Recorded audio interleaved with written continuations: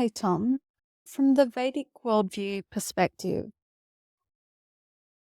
what relationship is there, if any, between the subconscious mind and karma with respect to the choices that we might make? It's a really good question. Karma is our own creation. I said it the other day, you have a role in the evolution of things, Dharma, Dharma, Dharma. It means your personal role in the evolution of things for the moment. Are you being everything that you could possibly be relevant to the need of the time for the moment? Or are you stuck in old behaviors that once upon a time may well have been relevant, but no longer are? If you're stuck, and it could be subconscious, I'm stuck in not being able to be everything I can be right now for the need of the time because I still have operating inside me some reactivity. I'm still reacting to something that's not here anymore. It's gone. It's in the past. Then what we've done is we've taken the rope of karma. It's like a beautiful rope that goes on a ship, goes through a pulley. On ships, they call them blocks. And you can pull a sail up with that. But what's happened is you've tied a knot in it. And now it's lost its functionality. Dharma that is tied in an inappropriate configuration is karma. Karma. Karma is Dharma which has been turned into a knot. Now, when we look at a knot, it's a really interesting thing to examine. It can block, it can stop things from moving and all of that. It could be highly functional at some point, but if it's not meeting the need of the time and passing through the block beautifully, it's an impediment to progress. But what is it actually? It's not really a foreign thing. When you untie a knot, there's no foreign thing that leaps off the rope and dives into the water. It is rope. It is Dharma, just in a now irrelevant configuration. And so our subconscious mind does store, and our body also stores.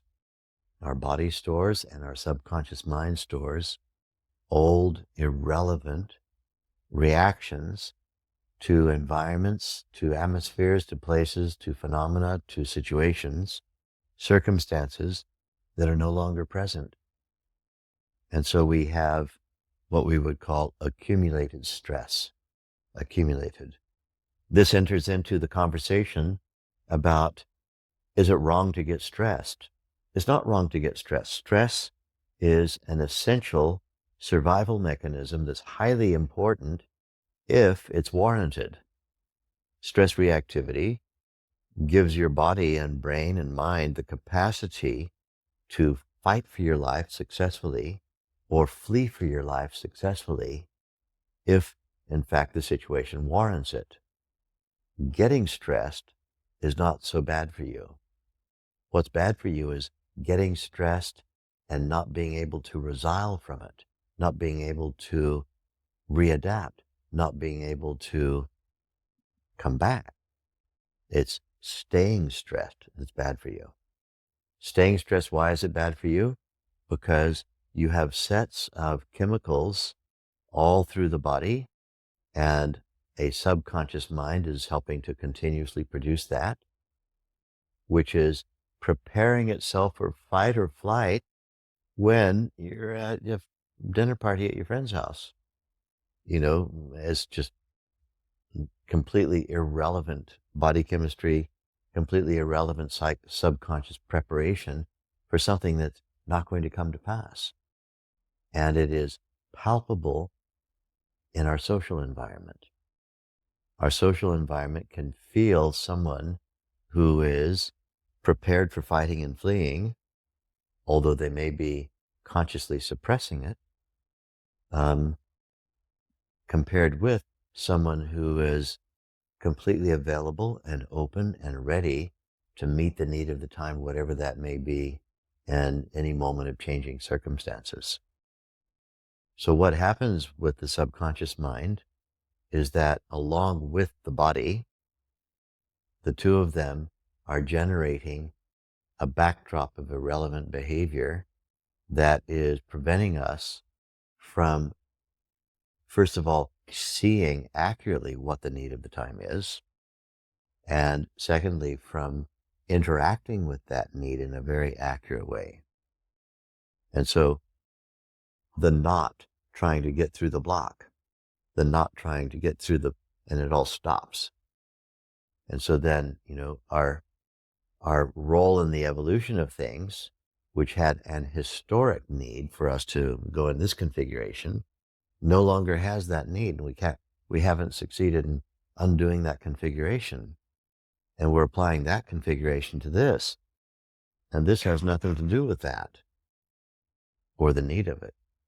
Now, when we get right down to, the overall picture of evolution, things are able to evolve, things are able to survive to the extent that they can be adaptive to progressive change.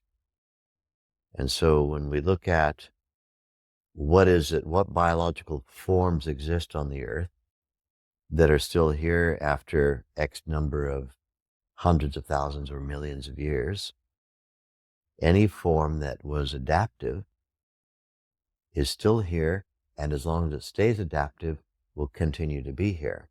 We say survival of the fittest. What that really means, that Darwinistic phrase, survival of the thrival. Whoever thrives gets to survive. Thriving means that you engage and embrace, intentionally engage and embrace progressive change. You're a change designer. You design change, you embrace change, you like change, you don't run from change. And then if you do that, you are relevant to the overall program of the universe, which is progressive change. You're making yourself relevant. If you don't do that, because your subconscious mind and your body are stuck in some out of date, obsolete mode of functioning, you're not thriving. And if you're not thriving, this is going to sound cruel, but just think about it in the biggest possible context. Not thriving, not relevant. And not relevant doesn't get to survive. And so extinction visits a behavior. Extinction visits a body. Extinction visits a family culture.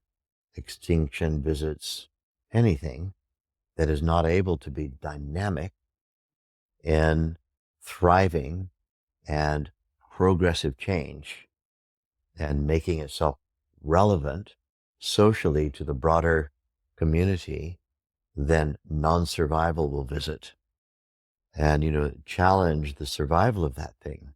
And so it's essential, for the sake of longevity. And longevity is important because without longevity, we don't have the sustaining of bodies of knowledge that can move forward, help us move. We have to reinvent the wheel over and over and over again.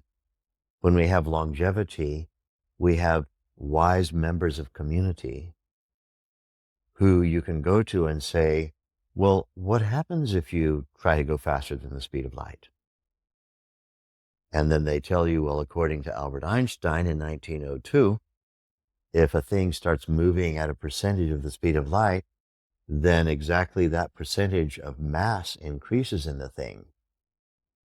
And so if you have a particle of dust that is going at 99% of the speed of light, that particle of dust will acquire 99% of the mass of the universe. And this is why you can't move a thing as fast as light, because mass increases as you increase velocity. Oh, says somebody, my God, 1902, huh? Wow.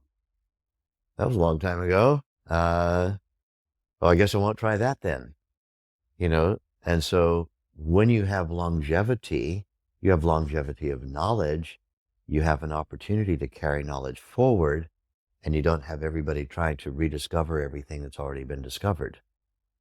So from that perspective, longevity is a very important thing. But to get longevity, we have to have relevance. And to get relevance, we have to have the capacity to embrace change enthusiastically. And in order to embrace change enthusiastically, we have to have a liberated subconscious and a liberated physiology that's not continuously generating irrelevant reactivity. And there you have it. That's the whole picture.